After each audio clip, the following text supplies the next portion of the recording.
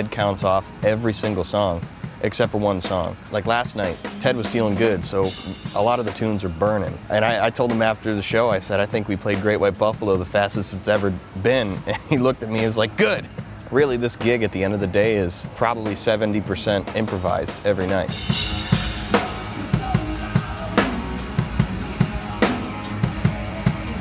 With this tour, we're playing 5-6 nights a week. It's a little tamer than it used to be. My first tour, we did 55 shows in 65 days. We ended that tour with 18 shows in 19 days. 9 in a row, day off, 9 in a row. It was insane. The sex, drugs, and rock and roll has never, ever, ever crossed my mind, because it's just, I've grown up in this and seen great musicians screw their lives away because of it. I'm out here to work, and that's it. I'm getting paid. I don't want to deal with it. I think the worst gigs that I've ever done have always been when it's outside and it's really hot and humid. When we went to Okinawa a few years ago, it was one of the best experiences of my life, but it was one of the toughest gigs of my life. We went on stage at 9 p.m., but it was still 110 degrees outside and 100% humidity. It was brutal. And Ted even told me after the gig, he's like, that was probably the hardest gig I've ever had to do.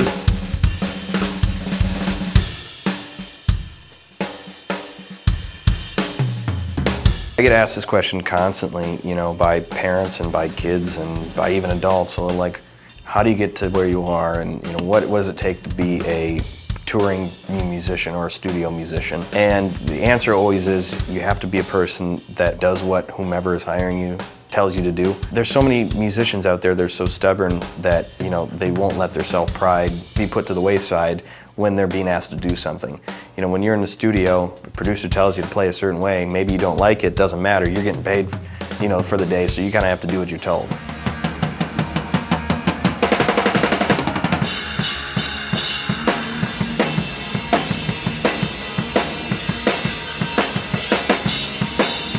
When I was younger, I just went up there and just played. I didn't think about it after the show. I didn't say, oh, I had a crappy show or whatever.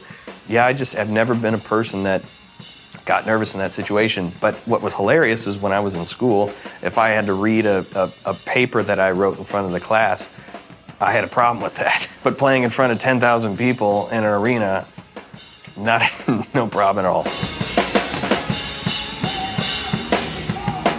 The setup that I'm currently using on the road with Ted is kind of a mixture of a bunch of different lines.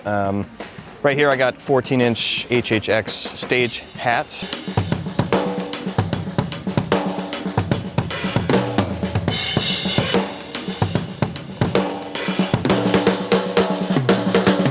And then I got an AAX Explosion 19-inch on a brilliant finish. And then here we've got an HHX Explosion Crash 20-inch with a brilliant.